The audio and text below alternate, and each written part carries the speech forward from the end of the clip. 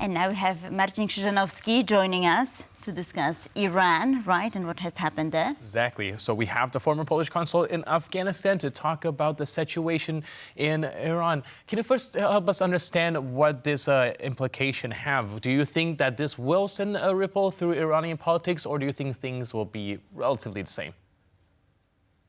The things will stay relatively the same as the main directions of Iranian policy are in the hands not of the president and foreign minister, but of the supreme leader of the Islamic Revolution, which is Ayatollah Ali Khamenei. However, there is a potential for a huge reshuffle in the internal policy of Iran, as President Raisi was chief of one of the main political fractions in Iran. Right.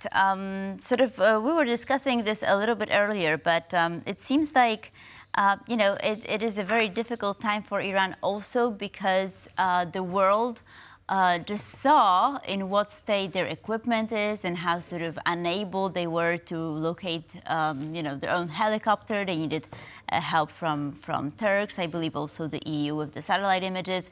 I mean, it seems like this Iranian, sort of image was of like a superpower in the region in a sense of course, security and politics. Was all smoke and mirrors. Do you agree with that statement? Is it? Maybe smoke and the mirrors is a little bit too big. Iran still has a lot of potential to disturb the region. However, as you said, the image of Iran as a country which is able to deal with international and especially U.S. sanction will be harmed. Iranian air fleet, especially helicopters, is old, and due to the sanction, Iran was and still is unable to replace the old helicopters with the new one, and was unable to import spare parts to them. And many Iranian commentators, including former Foreign Minister Javad Zarif, said that is United States to blame for the catastrophe, as United States sanction made the import of spare parts to the Iranian helicopters impossible. And according to your sources, what are the latest conspiracy theories pertaining to this helicopter crash? I mean, it does seem strange that it wasn't the only helicopter, right, traveling with Iranian officials to that site. There were 3 or 4 others, right. And this was the only one that crashed. So perhaps there are some interesting takes on that. That's true. In the air convoy, there were three helicopters. 2 safely landed in Tabriz, and the helicopter carrying Iranian president crashed.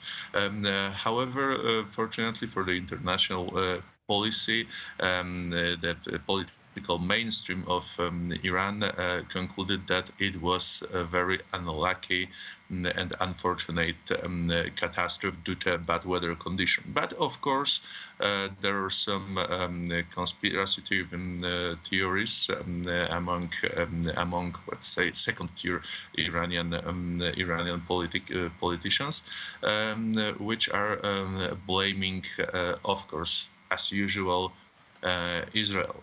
Is mainly due to that Israel has strong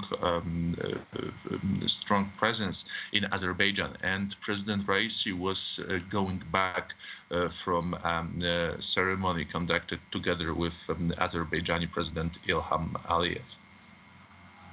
All right, and of course, domestically, this president is not entirely that popular, and there's also always been call for change. I was wondering if the death of Raisi would actually open up any sort of vacuum for any change to happen, or is the power structure within Iran so tightly held together that this is just a blip on the radar? The power structure was tightly tied together, but the sudden death of such important figure can bring a change. But even if there will be a change in Iranian internal policy, it will be only a temporary, just to pump up the number of voters in the incoming elections. Right, just to expand on that a little more, because of course the president is important, but not as important as the supreme leader, right? So Ali Khamenei has been taking some steps. I guess he even outlined a manuscript, a manual, whatever, just to sort of take care of the process of succession as to who will replace him once his time is over. And so now the death of Raisi complicates things. So what will happen on that front? Because this is quite significant. Definitely. Raisi was among the main possible candidates to replace, to succeed the current supreme leader. And his sudden death will make things much more complicated. At the moment, there is no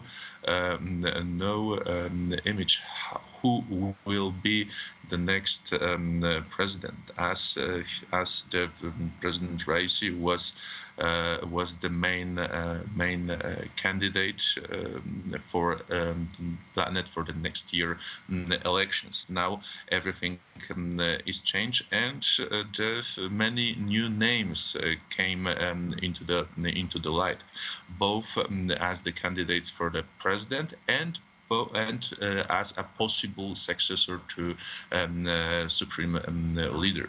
At the moment, there is no clear view who will be the main radical candidate for the office of the president.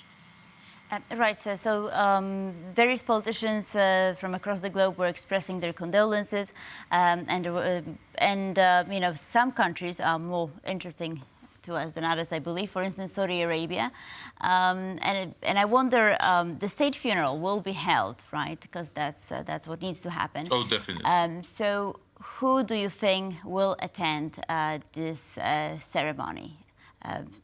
Perhaps, yeah. That's very good question. Most probably many leaders from the region will come. For sure, the highest figures from Iraq, Azerbaijan, and Syria. There is a possibility of the presence of foreign minister of Saudi Arabia on the state funeral. I don't think that any higher figure will attend, and most probably the president of Turkey will also arrive. There is an open question who will attend from the side of Russia. There is very unlikely that President Putin will arrive, but there is a possibility that one of his the closest allies and advisors will come to Iran to attend. Certainly interesting developments ahead. Marcin Krzyżanowski, thank you, sir, for being with us this morning. Thank you very much. Have a nice day.